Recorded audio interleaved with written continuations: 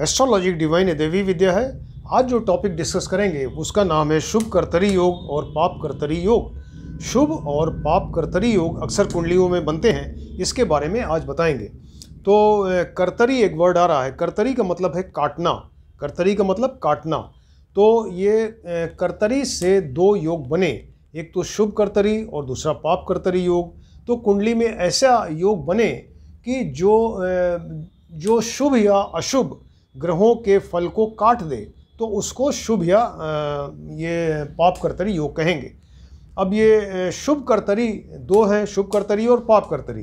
तो शुभ कर्तरी योग का मतलब ये है कि ऐसा योग बने जिसमें कि जो अशुभ ग्रह है, मारक ग्रह है या पापी ग्रह है, तो उसके अशुभ फल को काट दिया जाए उस योग से, या काट दें ऐसे योग, तो उसको शुभ कर्तरी योग कहेंगे।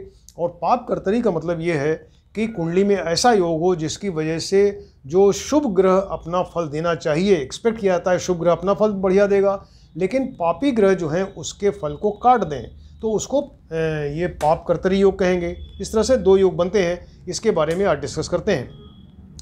तो ये पहले शुभ कर्तरी योग के बारे में बताते हैं। शुभ कर्तरी योग का मतलब ये है कि कुंडली में कोई ग्रह जो ये अशुभ ग्रह ऐसा बैठे, कुंडली में कहीं कोई अशुभ ग्रह ऐसा या पापी ग्रह या मारक ग्रह अगर कोई बैठे और उसके जस्ट पहले वाले हाउस में और जस्ट उसके बाद वाले हाउस में कोई शुभ ग्रह बैठ जाए, राइट। कोई अशुभ ग्रह कुंडली में कहीं बैठा है, पापी ग्रह, मारक ग्रह, और उसके जस्ट पहले और जस्ट बाद वाले स्थान में कोई दो शुभ ग्रह अगर बैठ जाएंगे, तो ये दो शुभ ग्रहों का प्रभाव इसके ऊपर पड़ेगा, पापी ग्रह के ऊपर, और फिर वो अपनी दशा अंतरदशा में अशुभ फल न देके शुभ फल देगा, राइट। तो इसी को शुभ कर्तरी योग कहा जाता है। अब शुभ ग्रह बार बार आ रहा है, शुभ ग्रह, पापी ग्रह। तो शुभ ग्रह क्या है? ये सूर्य, चंद्र, मंगल, बृहस्पति, जो 9 प्लैनेट्स हैं उसमें शुभ ग्रह माने जाते हैं सूर्य, चंद्र, मंगल और बृहस्पति। और पापी ग्रह हैं वो शनि, राहु, केतु हैं। इनको पापी ग्रह कहा जाता है। ये पापी भी हैं, क्रूर भी हैं, शनि, राहु, केतु। और शुभ ग्रह हैं सूर्य, चंद्र, मंगल, बृहस्पति। तो अब कुंडली में कोई ऐसा ग्रह जो पापी ग्रह है कहीं बैठे और उसके पहले और उसके बाद वाले, यानी उसके द्वादश स्थान में, उसके सेकंड स्थान में कोई दो शुभ ग्रह बैठ जाएं, तो अपना प्रभाव पूरा इस ग्रह के ऊपर देंगे जो पापी ग्रह है, और फिर वो पापी ग्रह अपना अशुभ फल न देके शुभ फल देगा, राइट।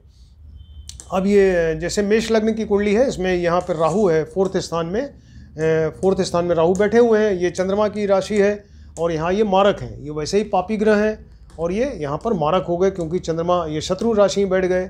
और इनके जस्ट पहले जो है वो यहाँ सूर्य बैठे हुए हैं जो कि शुभ ग्रह हैं, और दूसरी तरफ इसके आगे ये चंद्रमा बैठे हुए हैं जो कि शुभ ग्रह हैं। तो सूर्य चंद्र के बीच में ये राहु बैठे हुए हैं। इसका फल देखते हैं।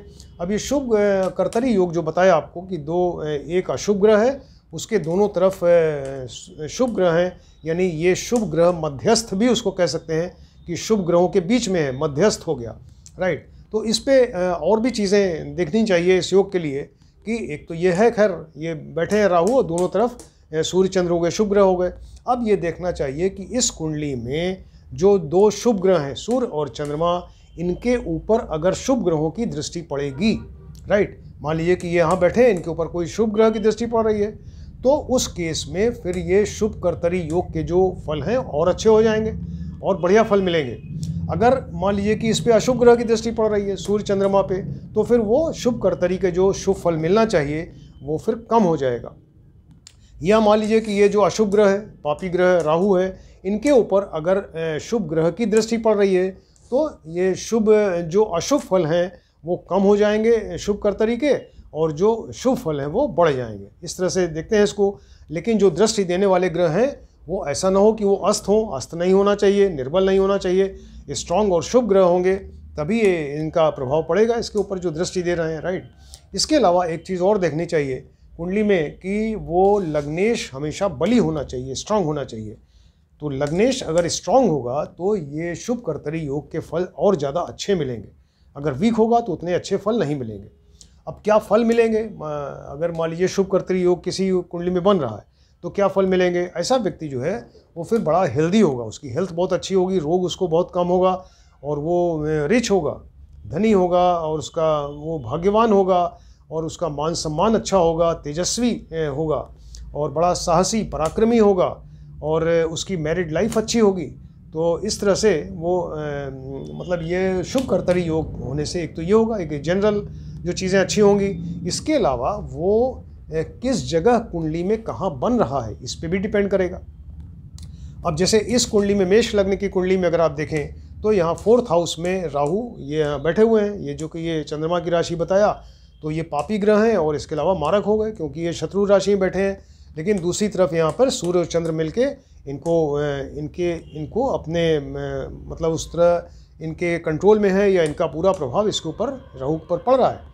अब ये भी चीज़ देखनी चाहिए कि सूर्य और चंद्रमा की डिग्री हमेशा राहु से ज़्यादा होनी चाहिए। ये भी है, जो शुभ ग्रह दोनों बैठे हैं इनकी डिग्री जो अशुभ ग्रह बैठा है, पापी ग्रह है, उससे ज़्यादा होनी चाहिए। अगर मान लीजिए कि ये सूर्य चंद्र की डिग्री कम हो जाए, राहु की ज़्यादा हो जाएगी, तो शुभ कर्तरी योग फिर नहीं बनेगा या शुभ फल नहीं मिलेंगे। तो ये सूर्य चंद्र की डिग्री भी राहु की डिग्री से ज़्यादा होनी चाहिए, राइट। अब मान लीजिए कि ये बन रहा है शुभ कर्तरी योग, तो एक दो जनरल फल बताए वो सब तो मिलेंगे। इसके अलावा राहु यहाँ पर बैठे हैं, तो राहु अदरवाइज़ अगर ये ना होते सूर्य चंद्र तो फिर ये एक्सपेक्ट किया जा रहा था तो बहुत ही ख़राब फल देते अपनी दशा अंतरदशा में। लेकिन चूंकि अगर ये शुभ कर्तरी योग बन रहा है, उस केस में ये राहु जो है फिर अपना शुभ फल देंगे। शुभ फल क्या देंगे? जब इनकी दशा अंतरदशा आएगी तो 4th यहाँ बैठे इसका रिजल्ट अच्छा देंगे।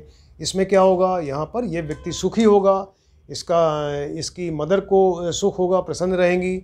और इसके अलावा ज़मीन, मकान और कन्वेंस, वाहन, इससे इनको फ़ायदा होगा। और यहाँ से विदेश यात्रा भी हो सकती है क्योंकि मदरलैंड का घर है, विदेश यात्रा भी हो सकती है। इनके नौकर चाकर अगर हैं उनसे सपोर्ट मिलेगा, अगर पॉलिटिशियन है तो ये जनता का सपोर्ट मिलेगा। इस तरीके से ये अच्छा रिजल्ट देगा राहु। अब यहाँ से 5th दृष्टि देखिए, 1 2 3 4 5, यहाँ राहु की दृष्टि यहाँ पड़ेगी। उस केस में फिर ये जो जीवन में विघ्न बाधाएँ हैं, ऑब्स्टेकल्स हैं, वो सब आसानी से रिमूव हो जाएंगी। कोई एंग्जाइटी, टेंशन नहीं, और अचानक धन की प्राप्ति हो सकती है। और ससुराल साइड से इनके रिलेशंस बढ़िया रहेंगे और ससुराल से इनको फ़ायदा होगा। यहाँ से 7th दृष्टि देखिए यहाँ पर पड़ेगी, तो बिज़नेस, कैरियर में या सर्विस में कोई प्रॉब्लम नहीं होगी। सर्विस और कैरियर में इनको सक्सेस मिलेगी, मान सम्मान यहाँ बढ़िया होगा।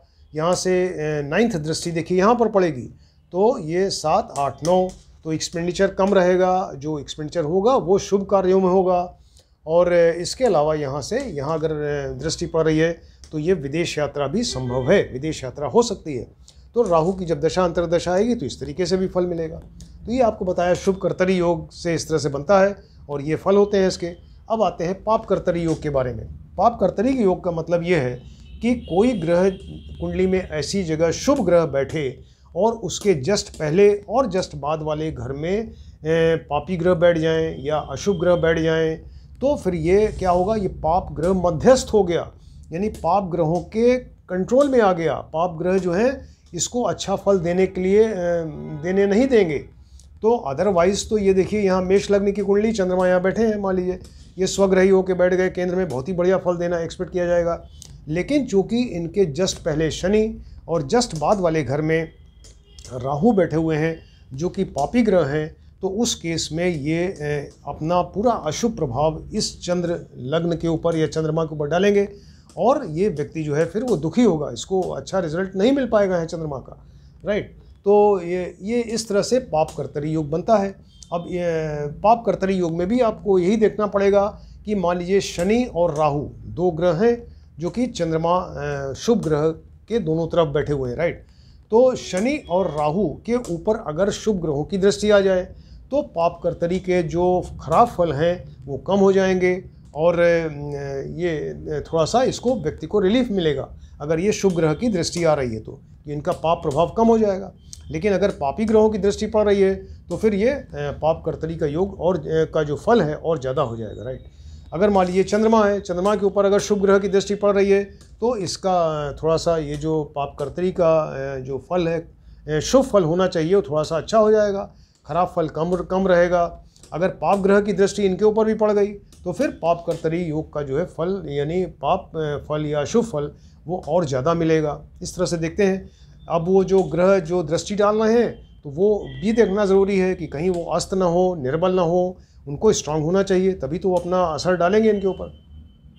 इसके अलावा डिग्री भी देखिए कि अगर चंद्रमा की डिग्री इन दोनों से ज़्यादा हो, चंद्रमा की डिग्री अगर ये शनि और राहु से ज़्यादा होगी तो उस केस में फिर ये पाप कर्तरी योग बहुत कम असर करेगा या वो कैंसिल हो जाएगा। और लेकिन ये अगर पाप कर्तरी योग बनना है तो उस केस में फिर शनि राहु की डिग्री जो है चंद्रमा की डिग्री से ज़्यादा होनी चाहिए। इनका पाप प्रभाव तभी तो चंद्रमा को मिलेगा और वो पाप कर्तरी योग बनेगा। तो इस तरीके से देखते हैं इसको।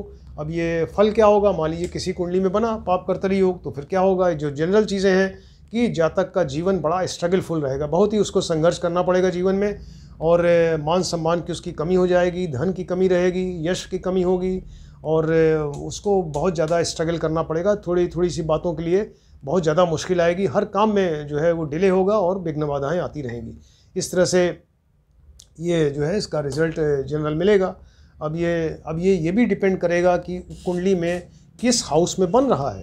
तो पाप कर्तरी योग जिस हाउस में बनेगा तो उस हाउस से रिलेटेड फल मिलेगा। अब जैसे मान लीजिए यहाँ मेष लग्न की कुंडली है, अब यहाँ पे चंद्रमा यहाँ शुभ ग्रह होके बैठे हैं, यहाँ पे ये अपनी राशि में स्वग्रही होके बैठ गए, लेकिन इनके जस्ट पहले हाउस में शनि जो पापी ग्रह हैं और राहु उसके बाद वाले हाउस में राहु, दोनों शनि और राहु पापी ग्रह हैं। तो शनि राहु का पूरा प्रभाव जो है चंद्रमा के ऊपर आ रहा है।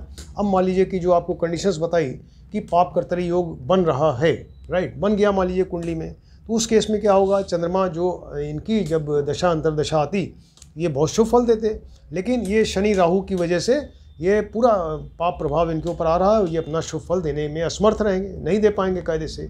तो फिर क्या होगा, जब चंद्रमा की दशा अंतर्दशा आएगी उस केस में फोर्थ का रिजल्ट खराब हो जाएगा, यानी ये व्यक्ति बड़ा दुखी रहेगा, इसका मन ही बड़ा दुखी रहेगा, उसकी फीलिंग्स अच्छी नहीं रहेंगी, उसकी भावनाएं अच्छी नहीं होंगी और इसकी मदर को बड़ा कष्ट होगा। इसके अलावा ज़मीन, मकान, कन्वेंस, इन सब से नुकसान होगा। इनके यहाँ अगर नौकर चाकर हैं वो इनको धोखा देंगे या उनसे प्रॉब्लम होगी। और इसके अलावा अगर पॉलिटिशियन है तो जनता का सपोर्ट इनको नहीं मिलेगा। अब यहाँ से चंद्रमा की दृष्टि देखिए यहाँ पर आएगी, सेवन्थ दृष्टि पे, सेवन्थ दृष्टि 10th हाउस पे। तो यहाँ पे क्या होगा, यहाँ पर इनको सर्विस में प्रॉब्लम, बिजनेस है उसमें प्रॉब्लम, मान सम्मान की कमी रहेगी, इच्छाएं ही पूरी नहीं हो पाएंगी, हर काम में प्रॉब्लम होगी, जो कर्म करेंगे अच्छा नहीं कर्म होगा। इस तरीके से ये नेगेटिव फल ये 4 नंबर के और 10 नंबर हाउस के मिलेंगे। तो इस तरीके से ये देखते हैं। और ये तो आज आपको बताया शुभ कर्तरी और पाप कर्तरी योग कैसे बनता है और इसके क्या जनरल फल होते हैं, और जिस हाउस में बनेगा उसके हिसाब से ये अपना फल देंगे। तो जब उसकी दशा अंतर्दशा आएगी तब उसका उस तरह से उसको फल मिलेगा। और ये तो इसको आप ध्यान से देखिए और स्टडी करिए, ये बहुत ही कॉमनली मिलता है कुंडलियों में। और शुभ कर्तरी और पाप कर्तरी योग बहुत इंटरेस्टिंग और अच्छा एक टॉपिक है, इसको आप ध्यान से देखें। Thank you.